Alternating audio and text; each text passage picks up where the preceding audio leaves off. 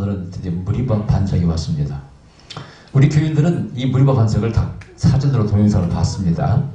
저 아라비아, 지금의 사우디아라비아에 있는 그 시내산 앞쪽 어디 근처에 있는 그 언덕 위에, 산 언덕 위에 약 7층 높이로 30몇 미터 되죠.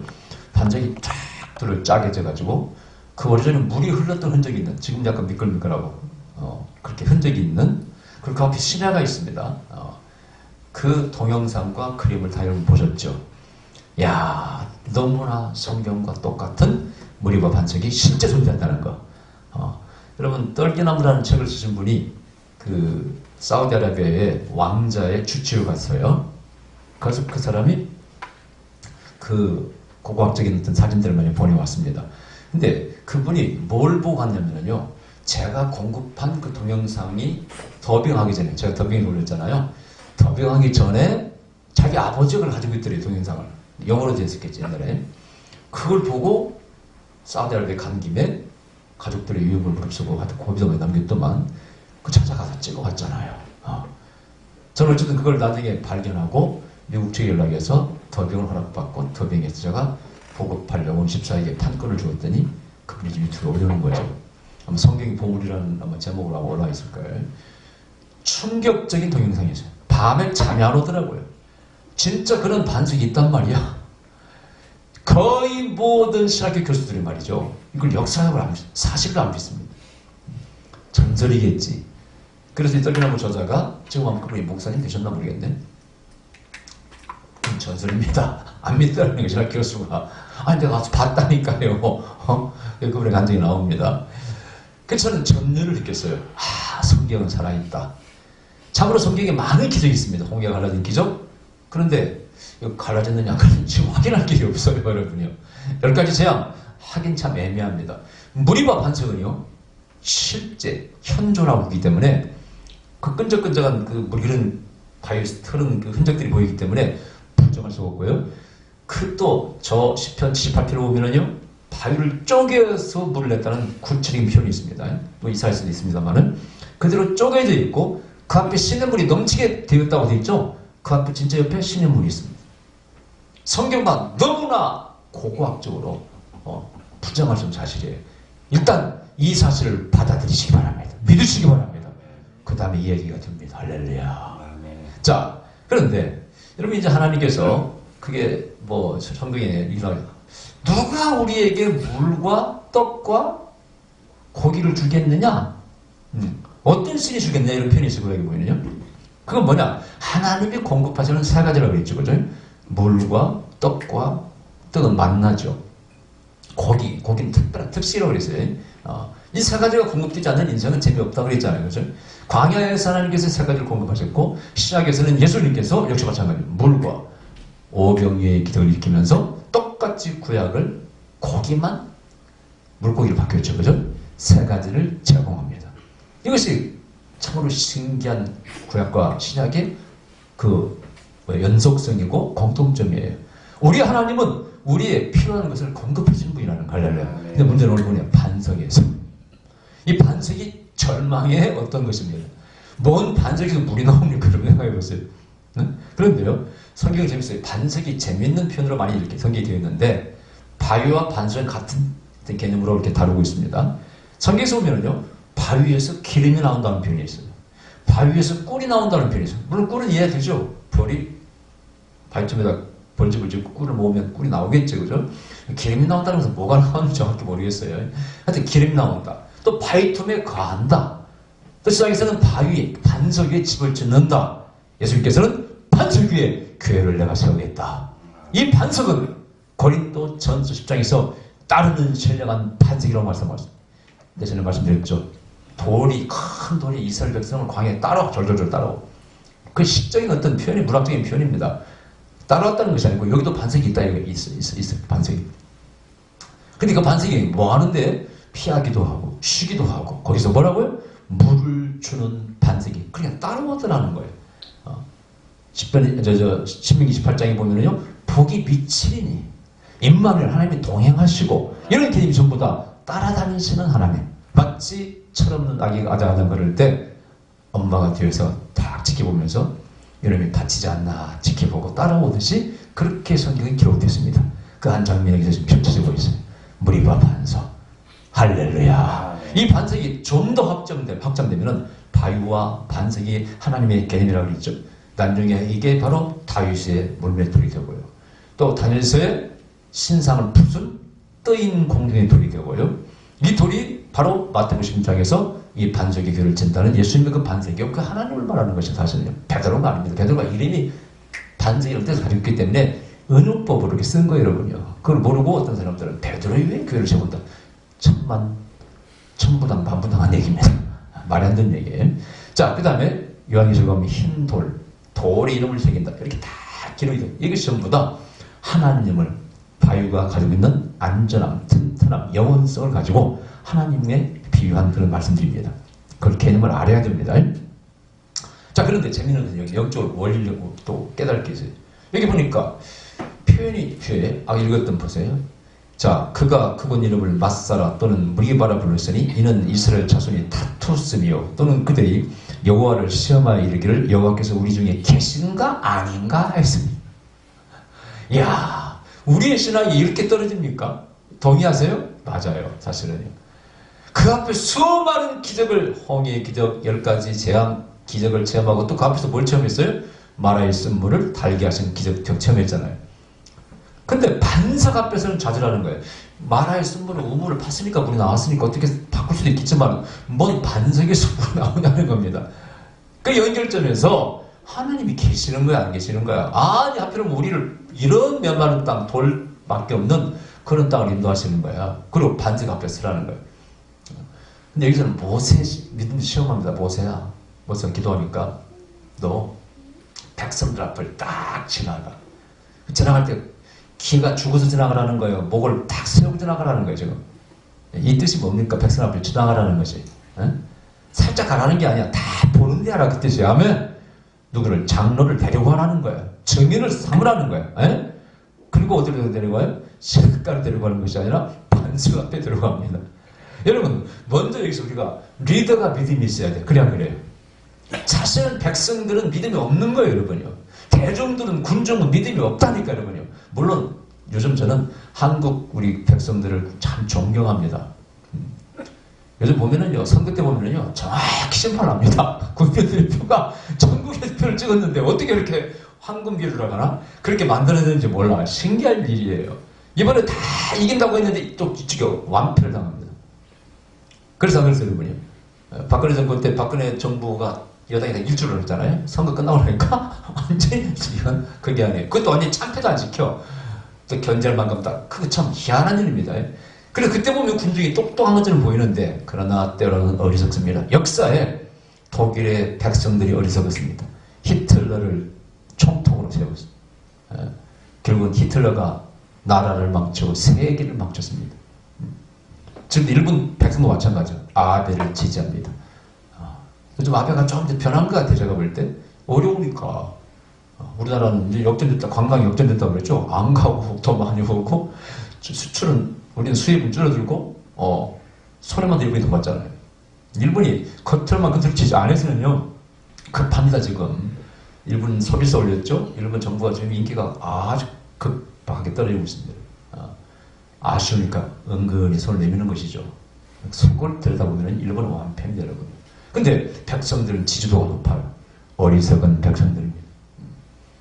어리석은 지도자를 찍는 어리석은 백성들이 있어요. 군중심리 이거 안 좋은 겁니다. 근데 아무리 그래도요. 누구는 똑똑해야 돼. 누구는 지혜로워야 돼. 리더는 똑똑하고 지혜로워야 돼. 냉정하게 판단해야 돼. 이번에 문 대통령이 잘못한 것은 항상 지적을 합니다만은 전부 이미지가 부드러운 게 장점이에요. 아베가 가서 그랬다는 거 아니에요? 저 문 대통령이 좀 신사 젠틀맨이라고 많이 바뀌었어. 이제 그게 바로 바뀌었다는 게 방향이 바뀌었다 이겁니다. 방향이 안 좋을 때는 서로 적을 던질 때는 사정없이 말하는 것이고 방향이 바뀌었다는 얘기인데 근데 어쨌든 저분은요 문재인 대통령은 때때로는 마음에 안 들 때도 많은데 이 부드러운 이미지를 가지고 있다는 게 장점이에요. 그죠? 근데 어쨌든 저는 그걸 칭찬하려고 그런 것이 아니라 리더는요 군중은 어리석다 할지라도 정말 냉철한 판단력을 가지고 있어요. 아멘? 아무리 굴뚝이 뭐라고 해도요, 절대 그 말을 들으면 안 돼요. 여기서 올바른 방향을 찾아 나가야 돼. 보세요. 너희 때는 의연해야 돼. 또 살짝 와서 단속 앞에서 하는 게 아니야. 백성들 앞에 의연히 네가 물을 주겠다고 선포하고 오라는 거예요. 백성들 앞으로. 장로들, 증인들 데리고 오라는 거예요. 근데 문제는 시냇가에 데려가는 것이 아니라 여기서 땅을 파면 물이 나올 것이라 그게 아니에요. 우리가 생각하는 합리적인 이성적인 생각 정반대 반석이 앞에 서라는 거예요. 자유적으로 생각을 해봐요. 과학적으로 생각을 해보고 생각해봐야 돼. 이러면 생각해봤어요? 어떻게 반석에서 물이 나옵니까? 그 37m 되는 7층 건물 높이에서 쫙 짜기서 어떻게 물이 솟아나올 수가 있습니까? 물론 그 비싼 것들은 한국에 있습니다. 여러분 큰 돌 사이에서 물 나오는 거 있잖아요. 그죠? 바위틈에서 물 나오는 거 있잖아요. 근데 그거하고는 개념이 좀 달라요. 여러분 그 동영상 사진 보면은요, 이것은 완전히 정말 희한한 그림이에요. 바위가 크게 솟아있는데 그 틈 사이로 물이, 수원이 흘러와 솟아나오는 거 아닙니까? 그냥 반석 절벽에서 나오는 게 아니에요. 그건 차원이 다른 얘기예요. 한마디로 이것은 미러클이에요. 쌓인 표적입니다. 기적입니다. 그럼 우리가 또 생각을 해볼 필요 있어요. 하나님께서 지시한 반석이니까 하나님께서는 미리 물수원이 거기까지 밑에 있다는 걸 아시고 그 앞에 서라고 하셨나? 아무나 반석에 침몰이 나오는가? 복잡하게 이런 생각할 수가 있어요. 그러나 그런 생각 복잡하게 하지 마시기 바랍니다. 수원이 있다 할지라도 어떻게 물이 솟아나올 수 있어요? 막대를 친다고? 그럴 수는 없는 거거든요. 이것은 한마디로 sign and miracle, 표적과 기사입니다. 할렐루야. 내가 너 앞에서 다시 한번 내가 창조자인 것을, 전능하신 하나님인 것을 보여주리라. 아멘. 너희가 믿음을 갖기 위해서, 믿음 없이는 이 출애굽의 점을 절대 진전시킬 수 없고 돌파해 나갈 수 없고, 너희가 메시아 나의 아들 이 땅에 보낼 텐데, 내 민족을 통해서 보낼 텐데 내가 그 과업을 수행할 수 없어. 수많은 내가 살았음을 그 기적과 표적들을 체험해야 너희가 고난을 이기고 나중에 끝에 드디어 신앙을 버리지 않고 나의 아들을, 즉 메시아가 오실 때 너희들이 그들을 영접할 수 있다는 것입니다. 아멘. 이런 역사, 바로 우리 구속사 과정 가운데서 이 물과 반석의 기적이 나타나게 된 거예요. 할렐루야. 어쨌든 저는 여기서 이제 우리의 사적인 적용식입니다. 때때로 앞에 좌절과 절망밖에 없어요. 희망이 안 보일 때가 있어요. 딱 반석이 버티 있는데 그 앞에서 물을 우리가 구해야 돼. 우리 성경에서 물 나는 것도 여기서는 반석을 쳐서 그 다음에 반석을 명령하라고 했는데 무엇에 홧김에 쳐버릴 경우에나 만약에는 우물물아 솟아나라 노래를 부르면서 이렇게 물이 나게 했다는 기적을 말씀은 없지만은 그렇게 한 것처럼 보이는 구절이 있습니다. 저는 물 반석을 쳐서 반석을 명령을 하겠는데 또 쳤고 홧김에 그래서 가나안 땅에 모세가 못 들어가고 하나님 거룩을 드러내지 않았다고 해서 세 번째는 오물물아 솟아나라 물이 나왔다고 되어 있습니다. 근데 다 이 모든 기적들이 우리가 좌절과 절망 앞에서 어찌할 바를 모를 때 하나님은 새로운 방법, 우리가 생각할 수 없는 방법, 기적의 방법으로 우리를 도우신다는 어떤 것을 분명히 가르치고 있습니다. 아멘? 우리는 그걸 받아들여야 돼. 그걸 이해해야 돼. 그래서 우리 삶에 적용을 해야 됩니다. 결론은 이게 뭐냐? 하나님이 계신가 아닌가에 대한 우리의 믿음이에요.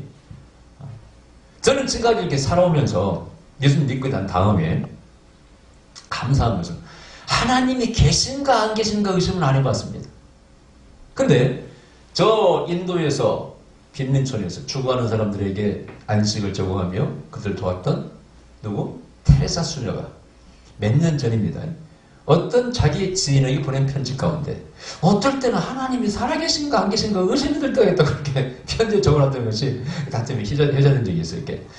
그것을 보면서요, 한 사람으로서, 하나의 성도로서, 아무리 그분이 뭐 노벨상까지 받은 분이 할지라도 고뇌가 읽혀져 와요. 모든 사람이 그런 의심을 할 수가 있습니다. 어려우면은요, 정말 하나님이 계시는가 안 계시는가 의심이 듭니다.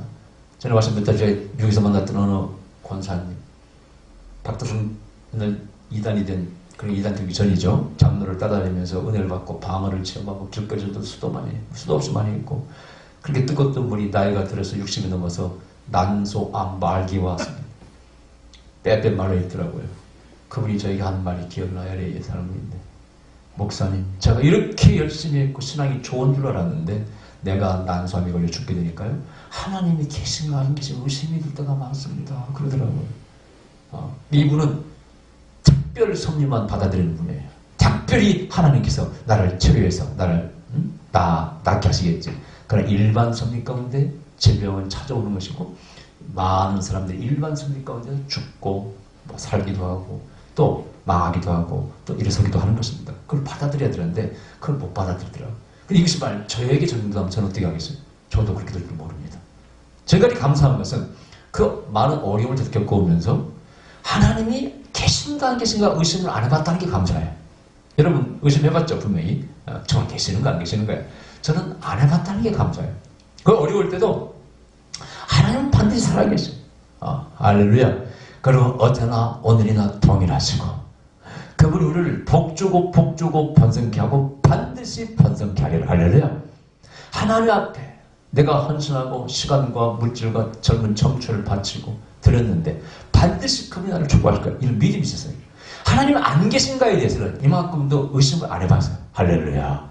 그 결론적으로 20몇 년 전에 부족한 저 같은 사람에게 그런 성령을 체험케 하고 예언사를 감당케 하고 어제도 전화 왔더라고요. 어떤 대구의 집사님이 자기 전화 왔더니 자기는 김성기 목사님 예언받는 있지 다른 사람이 안 된다고 그러면서 그 다음에 또 제가 그 만든 유장량이 있잖아요. 그게 또 완쾌가 됐대요. 그거 먹고 7통을 좀 주문하겠다고 그러더라고요. 야, 그래서 기분이 좋은데 제 마음속에 저는 하나님 하나 무조건 했잖아요. 지금까지 누가 말하고 하든지 말든지 또 그걸로 내가 성도를 도울 수 있기 때문에 하나님의 존재와 비존재 계신가 안 계신가 한 번도 의심한 적이 없는 게 너무나 감사해요. 여러분 이 시험을 언제 하세요? 이 믿음의 테스트를 언제 합니까? 바로 역경 가운데 합니다. 희망이 없을 때, 희망이 안 보일 때, 그때 우리를 시험해보는 거예요. 대표적인 성경이 누굽니까? 욥입니까? 욥이 어떤 시험을 당했습니까? 사중고의 시험입니다. 재산 다 잃었습니다. 자식 다 죽었습니다. 자기 몸 병들었습니다. 옆에 있는 가장 가까운 마누라가 하나님을 당신은 하나님을 원망하고 저주하고 죽으라고 했어냈어요. 이 사중고의 고난이라고 그래. 유로자라도 하나 있으면 얼마나 좋을까? 쥐어장으로 피부를 딱딱 긁을 때, 옆에서 뭐 치우도 닦아주고 내가 해줄게 하는 사람이 있으면 얼마나 좋았을까?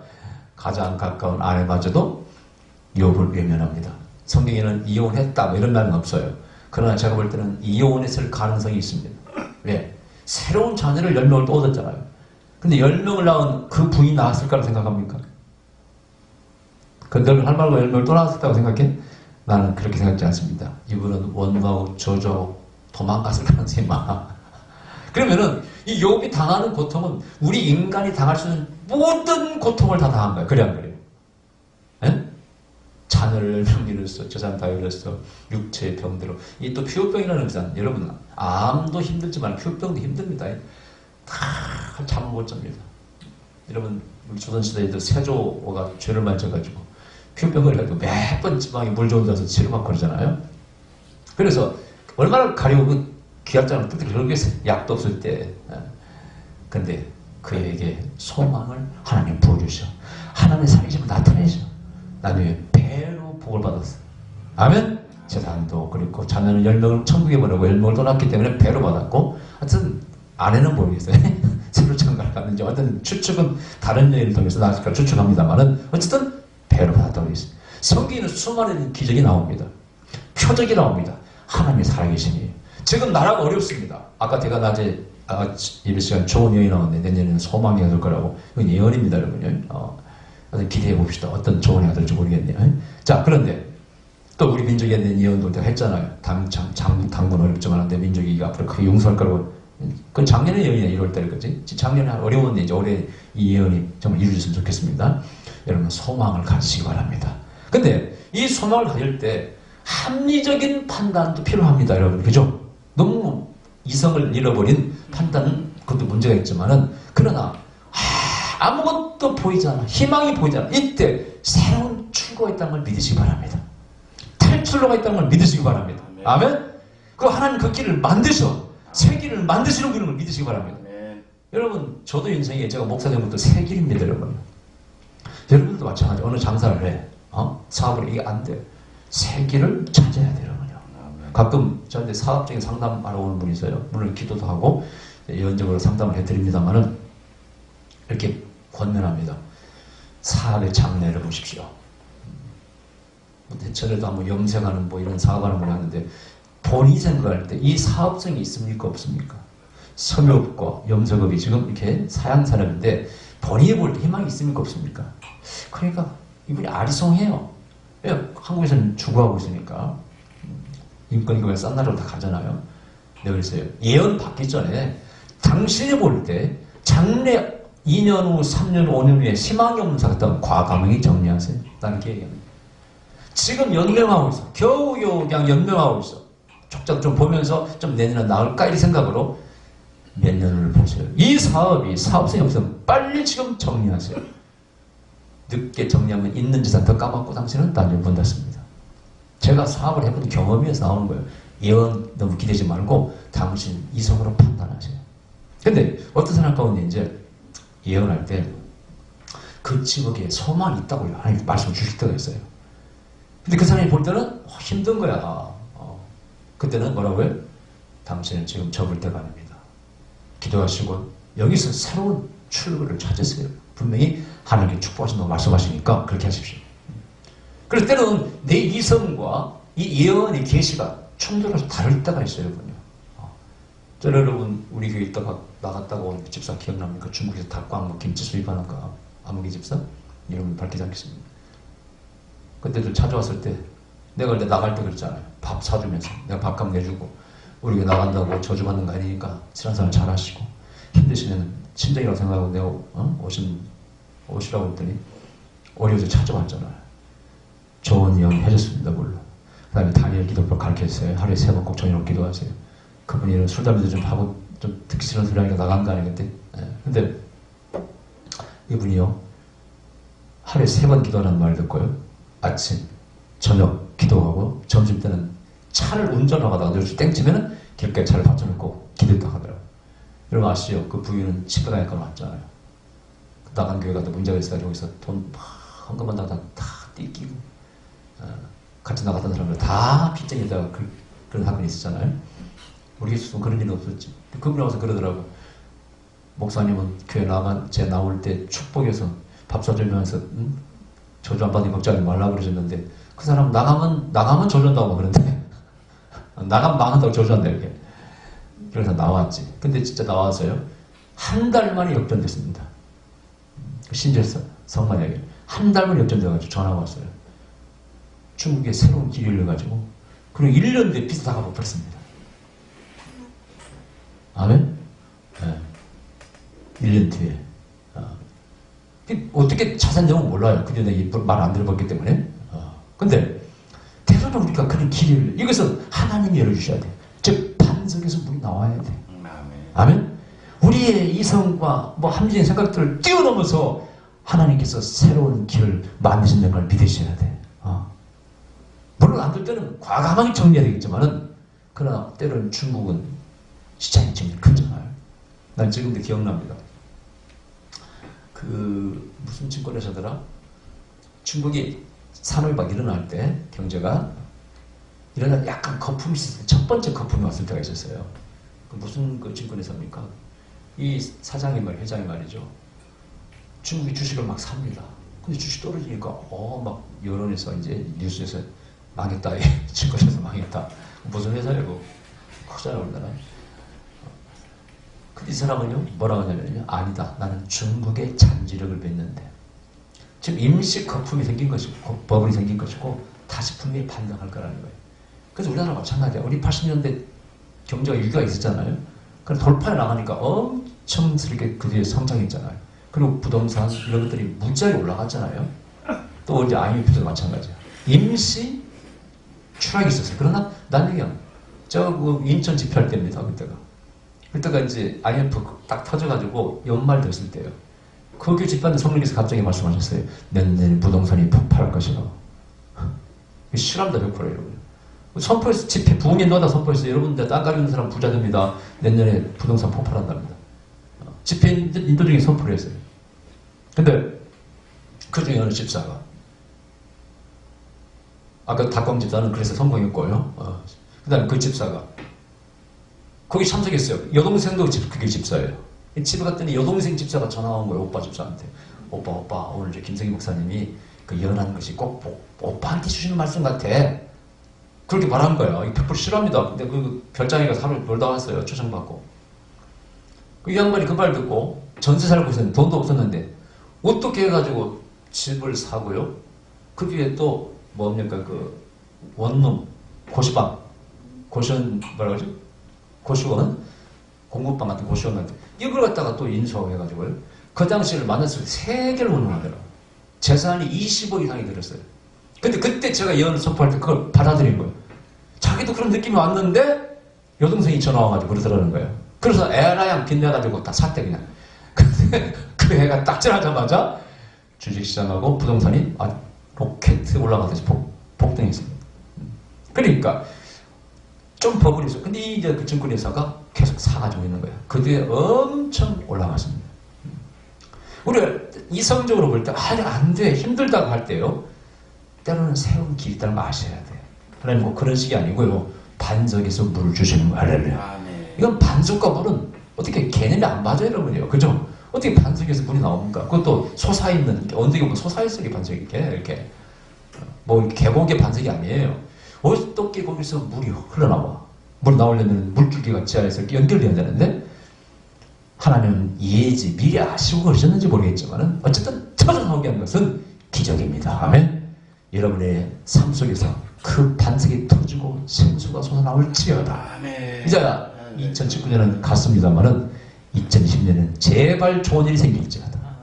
터져나올지어다. 우리 구름의 성도들이 터져나오고 우리 한민족이 터져나오고 할렐루야.